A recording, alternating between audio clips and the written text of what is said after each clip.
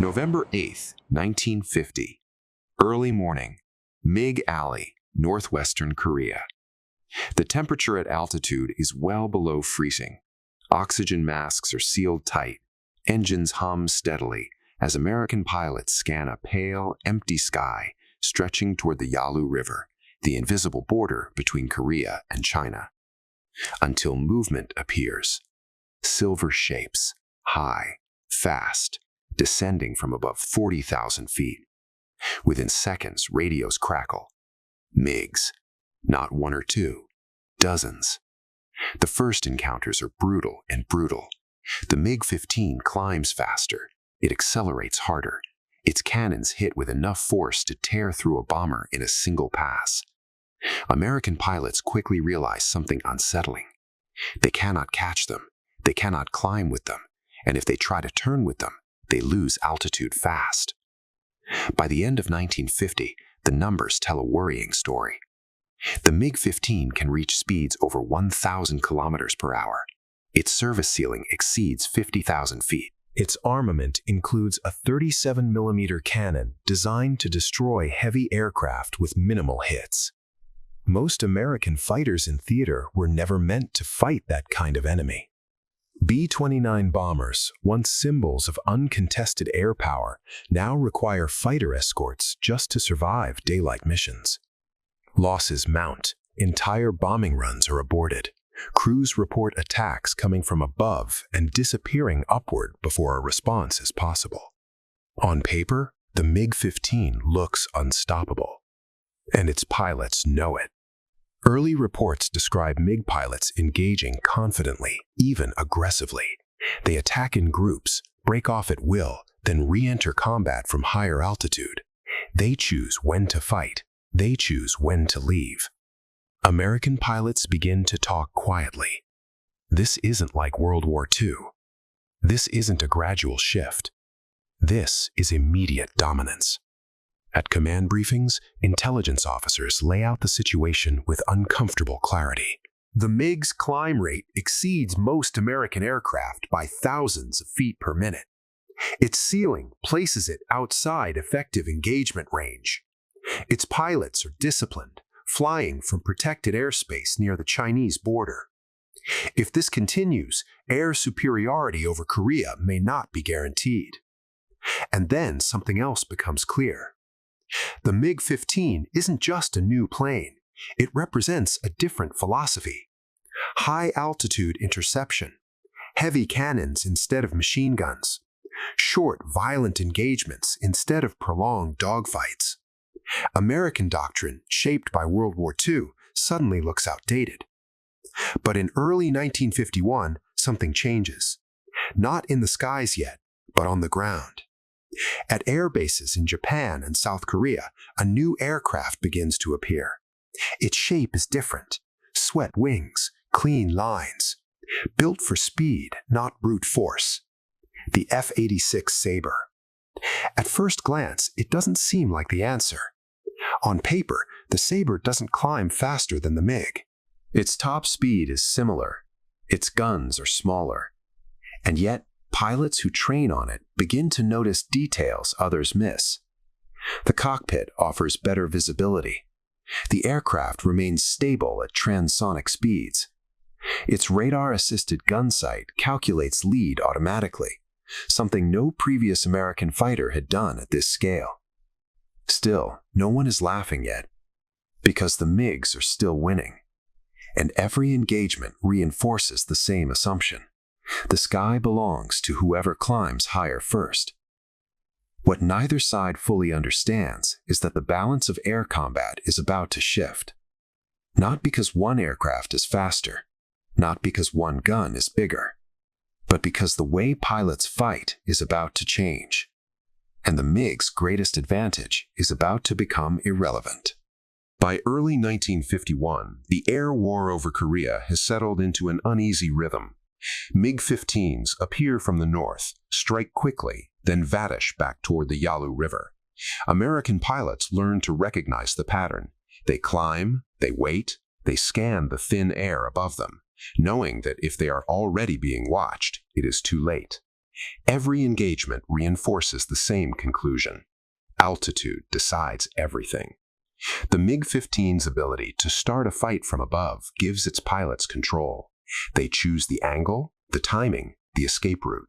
American fighters are forced into reaction, not initiative. Briefings become more technical. Charts show climb rates measured in thousands of feet per minute. Diagrams mark engagement envelopes and ceiling limits. Intelligence estimates suggest experienced pilots are flying the MiGs, many of them trained under Soviet doctrine. And there is another uncomfortable reality. The MiGs are not fighting alone. They operate near friendly airspace, protected by geography and politics. American pilots are warned repeatedly. Crossing certain invisible lines could escalate the war beyond Korea. That constraint matters. It means MiG pilots can disengage freely, knowing their opponents cannot always follow. It means mistakes are forgiven by altitude and borders. Confidence grows. Inside cockpits, that confidence becomes visible. MiG pilots attack in clean, disciplined passes. They fire heavy cannons, then pull straight up, trading speed for height, resetting the fight on their terms. For many American pilots, the experience is frustrating. They spot a MiG, they accelerate, they close the distance, and then the MiG simply climbs away. Again and again. Loss reports continue to accumulate. Bombers require more escorts. Escort formations tighten. Missions shorten. Commanders begin shifting B-29 operations to nighttime, conceding daylight skies where dominance once seemed guaranteed. The psychological effect spreads. Pilots talk less in the mess halls.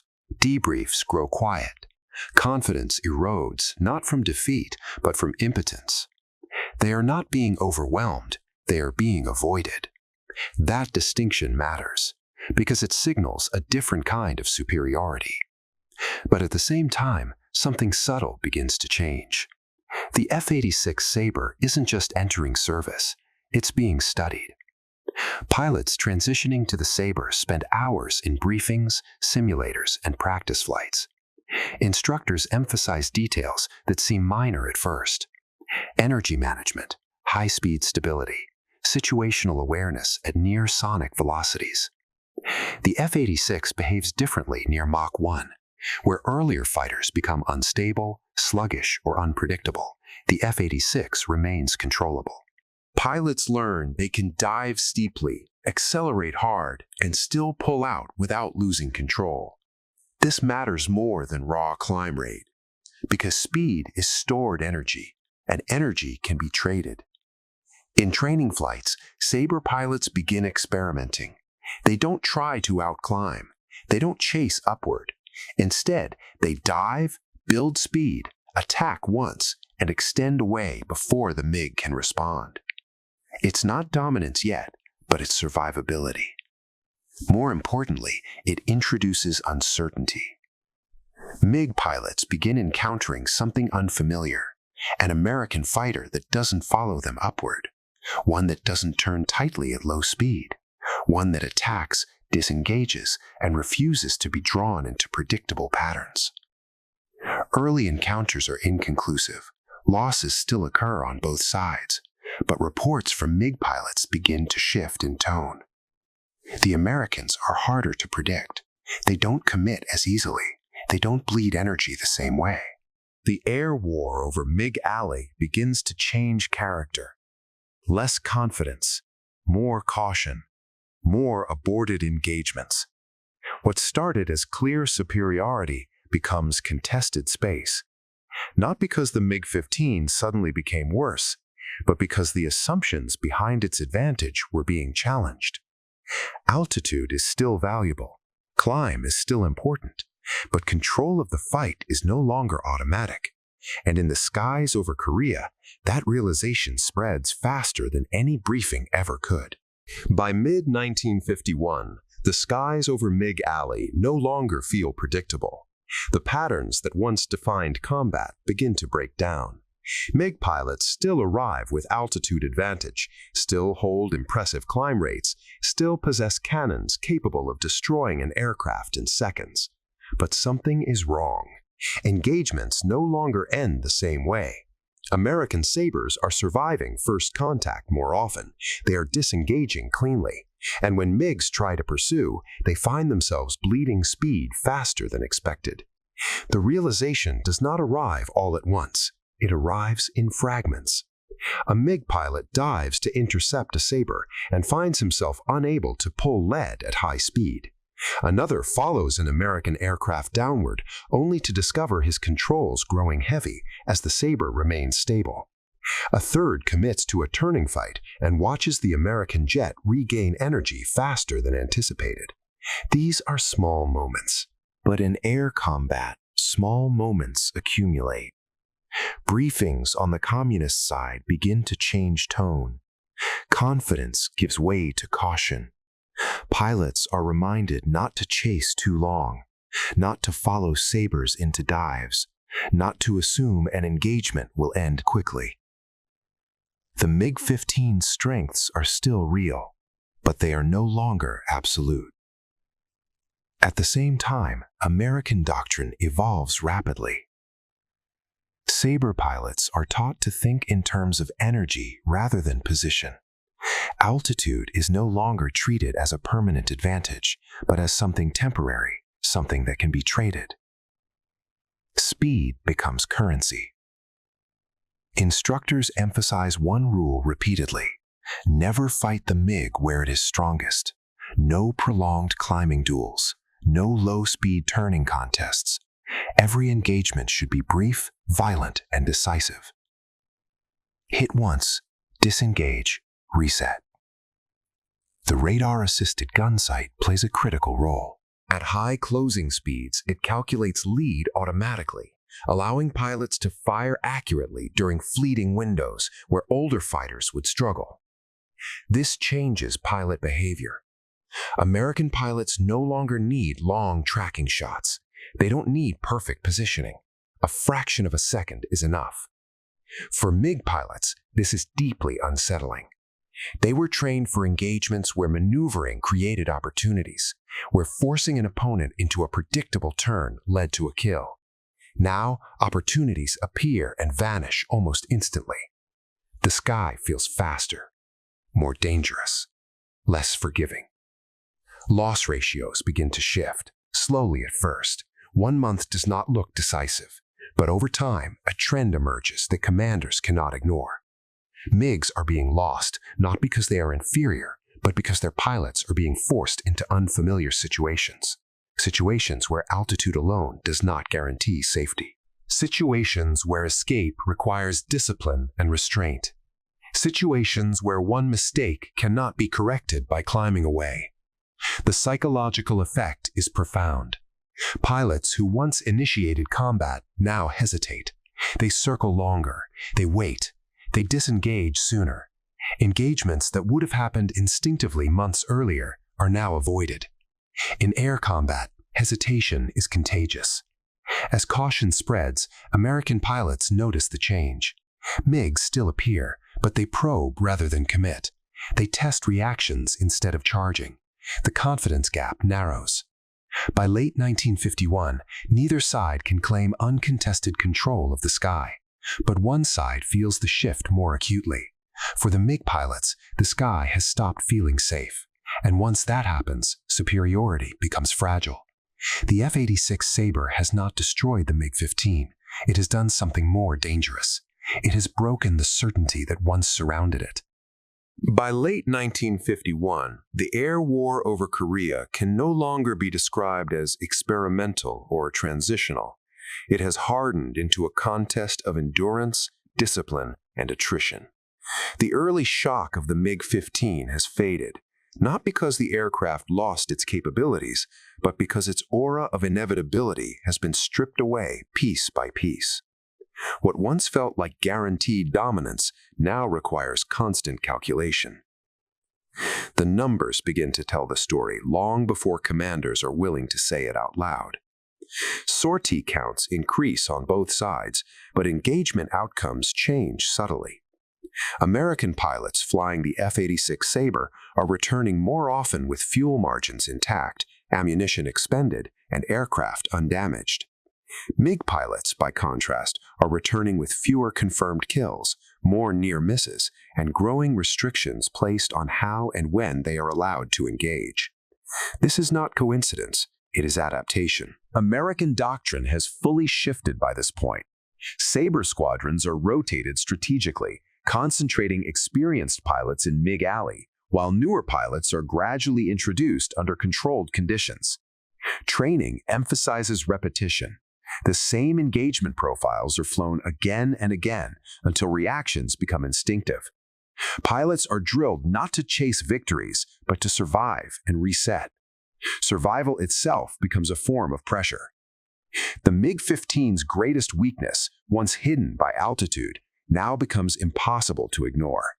At high speeds, especially in dives approaching transonic velocity, its controls stiffen, its responsiveness degrades. Pilots feel it physically in the stick. What once was a powerful interceptor now demands restraint. Aggression carries risk. The F-86, by contrast, thrives in this regime. Its handling remains predictable at speeds where earlier fighters would shudder or lose authority. Pilots learn they can push harder, dive steeper, and still recover cleanly. This expands their usable combat envelope, not by raw performance, but by confidence. Confidence changes behavior. American pilots begin to initiate more engagements on their own terms. They approach from unexpected angles, exploit brief windows of advantage, and disengage without hesitation. MiG pilots respond by tightening formation discipline, limiting pursuit, and increasingly relying on strict engagement rules issued from above. Those rules matter. They slow reaction times. They reduce initiative. They turn dynamic air combat into a checklist. As weeks turn into months, the cumulative effect becomes measurable. Loss ratios shift incrementally, not dramatically, but consistently. What had once favored the MiG now approaches parity, then begins to tilt. By early 1952, estimates suggest that Sabre units are achieving favorable exchange rates in contested zones, particularly when flown by experienced pilots. This is not announced publicly. It circulates quietly through internal assessments and after-action reports. For MiG pilots, the psychological burden grows heavier. Each engagement now carries uncertainty. The Sabre is no longer an inferior aircraft to be exploited. It is a threat it cannot be ignored, a machine that punishes mistakes immediately and offers fewer opportunities for escape. The sky itself feels different. Where once altitude promised safety, it now offers only potential. Where once superiority felt automatic, it now demands constant attention. Pilots hesitate before committing, aware that a single misjudged dive or extended pursuit can reverse the fight instantly. And in air combat, hesitation costs energy. Energy costs options. Options determine survival. By mid-1952, something fundamental has changed. Not the aircraft, not the weapons, but the emotional balance of the fight. The MiG-15 still climbs well, it still hits hard, it still looks formidable on paper, but it no longer commands the sky through reputation alone. The laughter is gone, and once confidence disappears, dominance soon follows. By the second half of 1952, the air war over Korea is no longer defined by surprise, innovation, or experimentation. It is defined by pressure, continuous grinding pressure that accumulates not in dramatic moments, but in daily decisions made inside cockpits at 40,000 feet. What matters now is not who has the better aircraft on paper, but who can sustain control of the sky without bleeding confidence. The F-86 Sabre has become a familiar presence. Its silhouette no longer surprises MiG pilots, but familiarity does not breed comfort. Instead, it sharpens anxiety. Every encounter forces a calculation: engage and risk losing the advantage, or disengage and concede initiative. Neither option feels clean anymore. American pilots, by contrast, have settled into a doctrine that no longer feels improvised. Engagement rules are internalized. Energy tactics are no longer conscious choices, but reflexes. Pilots talk less about aircraft characteristics and more about timing, angles, and patience. The fight has moved from the machine to the mind. This shift has consequences. MiG patrols begin flying more conservatively. Attacks are shorter. Breakoffs happen sooner.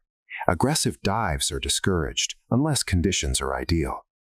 The MiG-15 is still capable of lethal strikes, but its pilots are increasingly constrained by the awareness that any extended engagement favors the Sabre's strengths. Numbers reflect this slow erosion. Sortie rates remain high, but confirmed kills decline. Encounters that once ended in decisive outcomes now dissolve into disengagements. Fuel is burned without result. Ammunition is carried home unused. These are not losses on a scoreboard, but they are losses of momentum. American squadrons exploit this. They maintain persistent presence over key zones, not to force combat, but to deny freedom. Sabres patrol, observe, probe, and withdraw, knowing that simply being there alters enemy behavior. Airspace becomes contested not through constant fighting, but through constant threat. This is how air superiority matures, not through spectacle, but through control. For MiG pilots, the strain becomes cumulative. Each flight demands vigilance. Each engagement carries the weight of previous losses, previous warnings, previous restrictions. The freedom to act instinctively is replaced by the need to comply. Combat becomes procedural. That procedural mindset is dangerous because air combat rewards initiative more than obedience. American pilots notice this change without needing intelligence reports. They feel it in how MiGs react. Slower commitments, more cautious maneuvers, predictable disengagement paths. The enemy is no longer laughing. The enemy is calculating. And calculation under pressure leads to mistakes. Mistakes are not dramatic. They are subtle. A dive that starts a second too late. A turn that bleeds a little too much speed.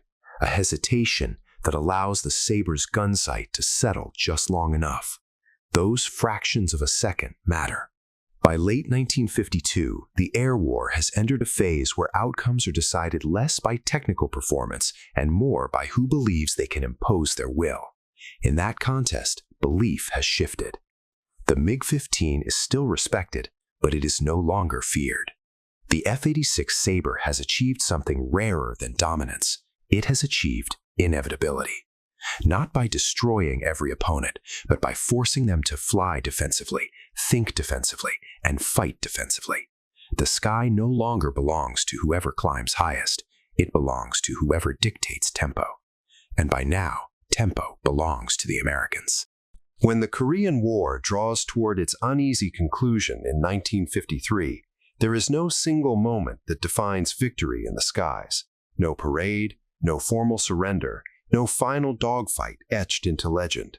What remains instead is something quieter and far more influential, a shift in how air power is understood, measured, and feared. The battles over MiG Alley never ended with one side completely destroyed. They ended when one side stopped believing it could change the outcome. That distinction matters. Official numbers are debated to this day. American records claim a kill ratio exceeding 10-1. Soviet archives, released decades later, suggest far lower figures and acknowledge losses without conceding dominance. The truth sits somewhere between those extremes. But numbers alone miss the point. What Korea proved was not who shot down more aircraft. It proved who controlled the terms of engagement. By the final months of the war, American pilots dictate when fights happen, how long they last, and when they end. MiG units still fly, they still intercept, they still score occasional victories, but they no longer shape the air war. They respond to it. That is air superiority in its purest form. The F-86 Sabre does not win because it is invincible. It wins because it creates a system where pilots survive, learn, rotate, and return with accumulated experience. American squadrons institutionalize lessons. Tactics are refined, briefed, tested, and shared. Combat knowledge becomes a resource, not an accident. On the other side, fragmentation persists. Soviet pilots rotate quietly in and out under secrecy. Chinese and North Korean pilots train under constraints, limited flight hours, and rigid doctrine. Lessons are learned, but rarely transmitted at scale. Individual skill exists, but systemic advantage does not. This imbalance compounds over time. Each engagement favors the side that adapts faster, recovers faster, and institutionalizes faster. The sky becomes less a battlefield and more a managed environment. Korea also redraws the future of aircraft design. Speed alone is no longer enough. Climb rate alone is no longer decisive.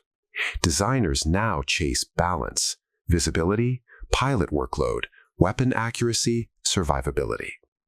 Radar, missiles, electronic countermeasures, and integrated systems rise in importance because Korea exposed a hard truth.